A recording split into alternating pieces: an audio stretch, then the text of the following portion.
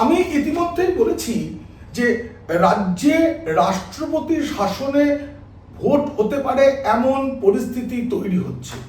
আমি কখনোই বলছি না যে রাষ্ট্রপতি শাসনের মধ্যেই ভোট হবে, কিন্তু পরিস্থিতি যেদিকে এগোচ্ছে তাতে পুলিশ প্রশাসন থেকে রাজনৈতিক মহল তারা মনে করছেন ভোটের আগেই এই রাজ্যে সাংবিধানিক সংকট দেখা দিতে পারে।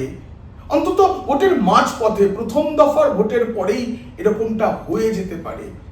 কিন্তু তার থেকে যে বাঁচার উপায়, তার মধ্যে একটা বড় উপায় আছে। মমতা বন্দ্যোপাধ্যায় যদি তার প্রার্থী তালিকা বদল করে নেন, রাষ্ট্রপতি শাসনের ভয়ে তিনি কি প্রার্থী তালিকা বদল করে নেবেন?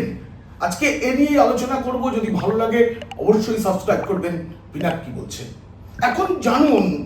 ক্রমশ রাষ্ট্রপতির শাসনের পরিস্থিতি তৈরি হচ্ছে এবং তার জন্য তৃণমূল কি করতে চলেছে সেসব জানতে দেখুন ও শুনুন বিনাক কি বলছে। বন্ধুরা, আমি প্রথম থেকে বলেছি এবারের ভোট অন্যরকম হবে। নির্বাচন কমিশন অনেক কঠোর পদক্ষেপ গ্রহণ করবে, কিন্তু এখনো পর্যন্ত নির্বাচন কমিশন আইন শৃঙ্খলা নিয়ন্ত্রণের ক্ষেত্রে যা যা করছে সেটা কিন্তু সম্পূর্ণটাই যে ঠিক করতে পারছে তা বলা যাবে না। তার কারণ বন্ধুরা দেখুন, এই বাসন্তীতে যে গোলমাল হলো বা মুর্শিদাবাদে এবং রাজ্যের বিভিন্ন জায়গায় রামনবমীর মিছিলকে ঘিরে যে পরিস্থিতি তৈরি হলো সেটা বাঞ্ছনীয় নয়। এর যে প্রতি বছর হয়, কিন্তু এই নির্বাচনের বছরে কমিশনের নিয়ন্ত্রণে যখন আইন শৃঙ্খলা চলে গেছে তখনও কেন হবে? আসলে এটা একটা এমন ব্যাপার, আগে থাকতে যে কন্ট্রোল করতে হবে সেটা পুলিশকে করতে হবে। পুলিশকে এখনো পর্যন্ত পুরোপুরি নিয়ন্ত্রণে নিতে পারেনি কমিশন। কমিশন তার জন্য বিভিন্ন সাজার কথা বলেছে এবং সেগুলো প্রয়োগ করতে শুরু করেছে। এই প্রয়োগের পদ্ধতিটা যত দ্রুত হবে এবং যতটা কার্যকরী হবে ততটাই আগামী দিনে শান্তির সম্ভাবনা বাড়বে। তার কারণ একটা ভয় না পেলে মানুষ কিছু করে না। একটা দৃষ্টান্তমূলক সাজা যদি কেউ পায় তবে। বাসন্তীর ক্ষেত্রে পদক্ষেপ করেছে। এবং সেনাবাহিনীর কথা যদি বলি, আধা সামরিক বাহিনী, এখনো পর্যন্ত রাজ্যে যে পরিমাণ বাহিনী এসেছে তা দিয়ে আইন শৃঙ্খলা পরিস্থিতি নিয়ন্ত্রণ করা সম্ভব নয়। খুব সামনেই রাজ্যে আরো বড় গোলমাল হবেই, তার পরিকল্পনা চলছে। তাতে রাজনৈতিক উস্কানি এবং মদত আছে এবং থাকবে। সুতরাং আগেই 12ই এপ্রিলের পরে যে রাজ্যে 2000 কোম্পানি আধা সেনা আনার কথা, সেটা অত দেরি করলে চলবে না বলে আমি মনে করি। এখন থেকে নিয়ে আসতে হবে এবং এখন থেকেই সেই বাহিনী কোথায় যাবে, কি করবে সেটা নিয়ন্ত্রণ করা দরকার। কারণ আমরা দেখতে পাচ্ছি বিভিন্ন ভিডিওতে লুঙ্গি বাহিনী কিভাবে অত্যাচার শুরু করেছে। কোন একটা জায়গায় দেখলাম সেখানে রামনবমীর জন্য একটা পতাকা তোলা হয়েছিল, সেই পতাকাটাকে ভেঙে ফেলে দেওয়া হচ্ছে। এগুলো কেন হবে? পশ্চিমবঙ্গে এখনো তো 70% বেশি হিন্দুরা চুপ করে আছে, মেনে নিচ্ছেন। তারা ভিডিও দেখছেন, ভিডিও ফরওয়ার্ড করছেন, কিন্তু চেতনা জাগছে না তো। আর যদি চেতনা জাগে, তারা যদি প্রতিহত করতে যান, তাহলে গোলমাল আরো বেশি হবে। কিন্তু কমিশন কি ততটা প্রস্তুত? এখনো পর্যন্ত আইন শৃঙ্খলার ক্ষেত্রে পুলিশ প্রশাসনকে যতটা নিয়ন্ত্রণে নেওয়া দরকার ছিল ততটা কি নেওয়া গেছে? যায়নি। প্রত্যেক ঘটনা বলে দিচ্ছে সেটা যায়নি, সেটা করতে হবে। কমিশনের কাজে এখনো পর্যন্ত সন্তুষ্ট হওয়ার কিছু নেই। আমি যে বলেছি ভোট অন্যরকম হবে, আমি পরিকল্পনা ধরে বলেছি, কিন্তু পরিকল্পনা বাস্তবায়ন এটা খুব বড় কাজ। সেই কাজটা এখনো পর্যন্ত কমিশন করতে পেরেছে এটা বলা যাবে না। এবার আলোচনায় আসা যাক যে রাষ্ট্রপতির শাসন হয়ে যেতে পারে তার ভয়ে তৃণমূল কংগ্রেস তথা আমাদের গর্বের মুখ্যমন্ত্রী, সততার প্রতীক মমতা বন্দ্যোপাধ্যায় কি বলছেন, কি ভাবছেন। দেখুন, এসআইআর প্রক্রিয়ার শুরুতে তিনি বলেছিলেন এসআইআর হতে দেবেন না। তারপরে সবই হলো। ভাইবাবু গাছে বেঁধে রাখার নিদান দিয়েছিলেন, তাতেও কোনো কাজ হয়নি। সাধারণ মানুষ স্বতঃস্ফূর্তভাবে সকলে এসআইআর এ যোগ দিয়েছেন। অধিকাংশের নাম তালিকায় রয়েছে, যাদের নেই তারাও চেষ্টা করছেন যেভাবে হোক তাদেরটাও হয়ে যাবে, আমি আশা করি। কিন্তু যাদের হওয়ার নয় তাদেরটা কখনোই হবে না, এটা বাঞ্ছনীয়। কারণ কোন অন্য রাষ্ট্রের মানুষ এখানে থাকেন বলেই তিনি আমার সরকার নির্বাচিত করবেন, এটা হতে দেওয়া যায় না। এসআইআর প্রক্রিয়া যখন মধ্য গগনে, তখনও কিন্তু মুখ্যমন্ত্রী মমতা বন্দ্যোপাধ্যায় গর্বের প্রতীক, সততার প্রতীক, তিনি সেটাকে বাধা দেওয়ার জন্য দিল্লি চলে গেছেন। তিনি গিয়ে নির্বাচন সদনে গিয়ে নাকি টেবিল চাপড়েছিলেন, তার আগে ভাইবাবু আঙুল তুলে এসেছিলেন, অনেক কাণ্ড। তারপর সুপ্রিম কোর্টে সাদা শাড়ির ওপর কালো চাদর চড়িয়ে মুখ্যমন্ত্রী গিয়েছিলেন, খুব একটা পাত্তা পাননি, কিন্তু গিয়েছিলেন, চেষ্টা করেছিলেন। এবার তার এমন অবস্থা, তাকে প্রার্থী বদলে দিতে হতে পারে, তা না হলে মুশকিল, হাতে সময় নেই, সময় কমছে। ইতিমধ্যেই কলকাতা হাইকোর্টের প্রধান বিচারপতি যেহেতু এসআইআর প্রক্রিয়ার এখন যে বিবেচনাধীন নাম সেগুলো দেখছেন, তার জন্য একটা 3 পাতার চিঠি তৃণমূলের পক্ষে পাঠানো হয়েছে। চিঠিটা মুখ্যমন্ত্রী পাঠাননি, রাজ্যের মন্ত্রী চন্দ্রিমা ভট্টাচার্য সেই চিঠি পাঠিয়েছেন। সেখানে বলা হয়েছে যে তৃণমূলের 11 জন প্রার্থীর নাম এখনো পর্যন্ত ভোটার তালিকায় নেই। তাদের কি হবে? তারা কি প্রার্থী হতে পারবেন? তাদের প্রার্থী করা হবে, তাদেরই করা হবে। এইটা গুঁ ধরে বসে থাকলে সময় পার হয়ে যাবে, হাতে সময় কম। কারণ আদালতকে যতই তৃণমূল কংগ্রেস শাসক দল একটা দুর্দণ্ড ব্যাপার, তারা যতই চিঠি লিখুন, তাতে হাইকোর্ট যে একবারে তড়িঘড়ি রাজ্যকে কাজ করতে পারবে সেটা সম্ভব নয়, কারণ কাজটা বিপুল। যত তাড়াতাড়ি করা হোক, সেটা এত দ্রুত এই সময়কালের মধ্যে শেষ করা যাবে কিনা আমার সন্দেহ আছে। তাই 1 এপ্রিল সুপ্রিম কোর্ট কি বলে সেই দিকে তাকিয়ে থাকতে হবে মমতা বন্দ্যোপাধ্যায়কে, তৃণমূলকে, বিজেপিকে, সিপিএমকে, রাজ্যবাসীকে। আমরা তাকিয়ে থাকবো তার দিকে কি বলে। কিন্তু তার আগে যে চিঠিটা তৃণমূল পাঠিয়েছে, তাতে 11টি কেন্দ্রের কোথা থেকে কাকে প্রার্থী করা হয়েছে, তাদের এপিক নাম্বার কি, যদিও সেই এপিক নাম্বার এখন আর বৈধ কিনা তা নিয়ে প্রশ্ন আছে। সেই তালিকা রয়েছে উত্তর দিনাজপুরের গোয়ালবকর, আমি আগেই বলেছিলাম তার নাম বাদ চলে গেছে, ডিলিট হয়ে গেছে, বদলাতেই হবে।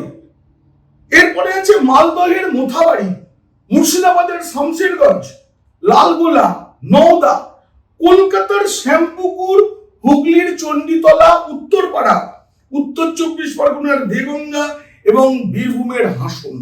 এই যে তালিকাটা, এর মধ্যে আমি দেখলাম উত্তরপাড়া রয়েছে, মানে কল্যাণ বন্দ্যোপাধ্যায় সাংসদ, তার পুত্র শীর্ষণ্য বন্দ্যোপাধ্যায়, তার নামও বিবেচনাধীন। আরো বিবেচনাধীন রয়েছে রাজ্যের মন্ত্রী শশী পাজার নাম, শ্যামপুকুরে তিনি প্রার্থী হয়েছেন। আবার মনে পড়ছে তো, শশী পাজা মানে যিনি বিখ্যাত নরেন্দ্র মোদীর ব্রিগেড সমাবেশের দিন, যেদিন গিরিশ পার্কে গোলমাল হলো, সেদিন শশী পাজাকে দেখা গিয়েছিল। প্রথমে তিনি অক্ষত, এবং পরে যখন সাংবাদিক বৈঠক করছেন তখন তার গলার কাছে ব্যান্ডেজ।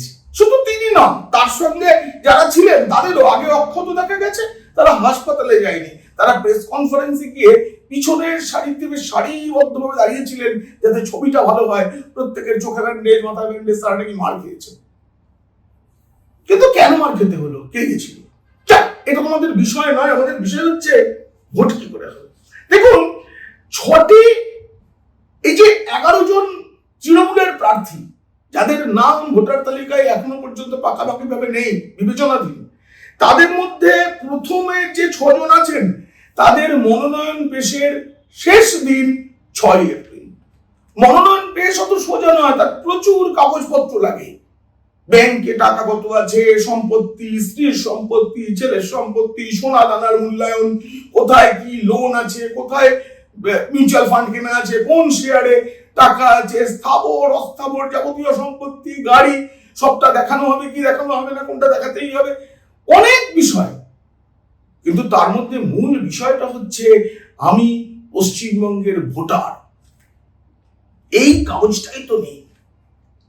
এই কাগজটাই নেই। 6 এপ্রিলের মধ্যে তারা কি করে দেবেন? পরের দফায় যাদের ভোট, মানে বাকি 5 জন, যার মধ্যে শশী পাজাও আছেন, তাদের 9 এপ্রিল শেষ দিন মনোনয়ন জমা দেবার। তাহলে আমাদের এই যে তাদের কি হবে এই সিদ্ধান্তটা যদি মার্চ মাসের মধ্যে না হয় তাহলে কিন্তু খুব মুশকিল। এক, মমতা বন্দ্যোপাধ্যায় গুণ ধরে থাকতে পারেন, আমার যা আছে তাই থাকবে। আর দুই, তিনি প্রার্থী বদলে দিলেন, যারা ভোটার তাদেরকে প্রার্থী করলেন সেটা তিনি করবেন না। সুপ্রিম কোর্টের নির্দেশে কলকাতা হাইকোর্টের প্রধান বিচারপতির নেতৃত্বে বিবেচনাধীন তালিকার নিষ্পত্তি হবে। যেটা অর্ধেকের মতো হয়েছে, তাতে 40% নাম বাদ দিয়েছে।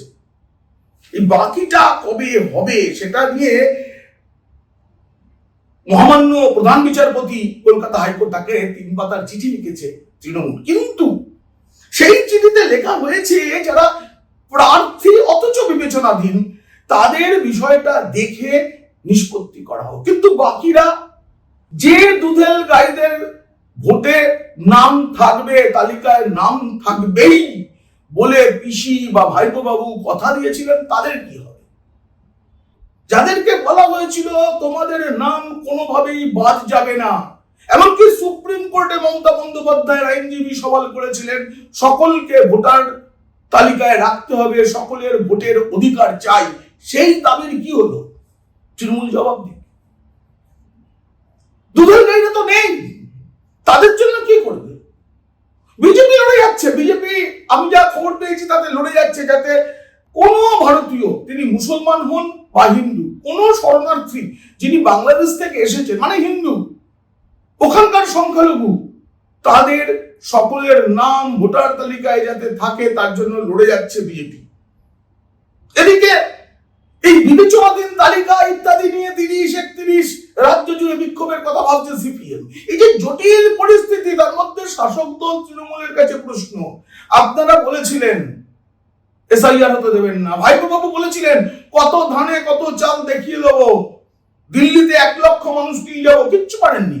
কিন্তু এখন আপনাদের পোষ্য দুধেল গাইদের নাম যে বাদ যাচ্ছে, সে থেকে আপনাদের নজর কেন সরে যাচ্ছে? কারণ আপনারা জানেন তাহলে ভোট পিছিয়ে যাবে, রাষ্ট্রপতি শাসন হবে, বিপদ বাড়বে। কিন্তু ভয় কাটেনি। ভয় এই জন্য রয়েছে যে 11 জন প্রার্থীর কি হবে। 11 জন প্রার্থী, এই প্রসঙ্গে আমার একবার মনে পড়ে গেল দুধেল গাইদের কথা বলতে গিয়ে কদিন আগে মমতা বন্দ্যোপাধ্যায় বলেছিলেন 1 সেকেন্ড লাগবে এই রাজ্যের হিন্দুদের শেষ করে দিতে। উনি এইভাবে বলেননি, বলেছিলেন 12টা বাজিয়ে 13টা বাজিয়ে দেওয়া হবে। তার কি অর্থ হয় আমরা জানি, তিনি বলে রেখেছেন।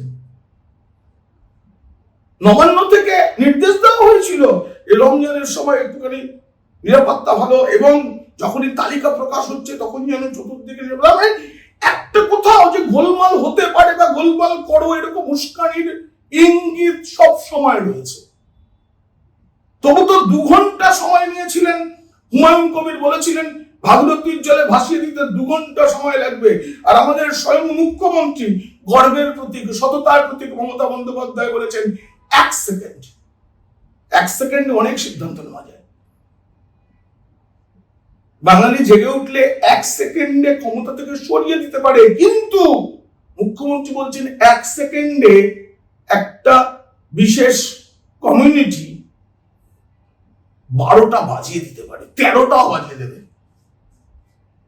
শাসক দলের পক্ষে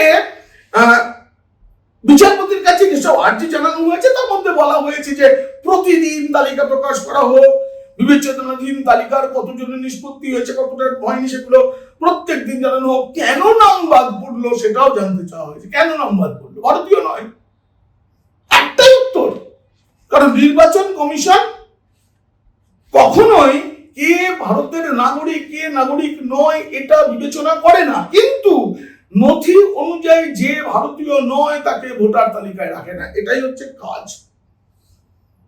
কলকাতা হাইকোর্টে যে চিঠি দেওয়া হয়েছে তৃণমূলের পক্ষে, তাতে বলা হয়েছে বিএলএদের এই নাম নথিভুক্তকরণ, মানে যাদের বাদ গেল তারা আবার যাতে আবেদন করতে পারে তাতে বিএলএদের যুক্ত করা। কেন? বিএলএ মানে তো রাজনৈতিক দলের প্রতিনিধি। যেখানে বিচারপতিরা যখন বিবেচনা করছেন সেখানে বিএলএদের কি ভূমিকা থাকতে পারে আমি জানি না।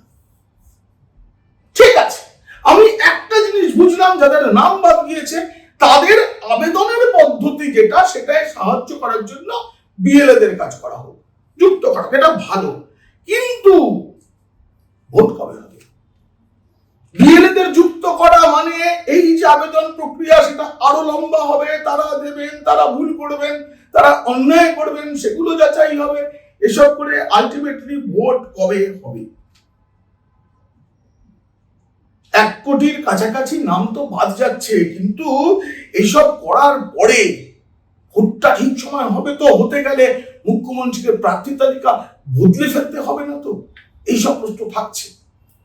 এইসব নিয়েই আজকের প্রতিবেদন কেমন লাগলো জানিয়ে অবশ্যই মন্তব্য করবেন। ভালো লাগলে বন্ধুদের, খারাপ লাগলে শত্রুদের শেয়ার করবেন।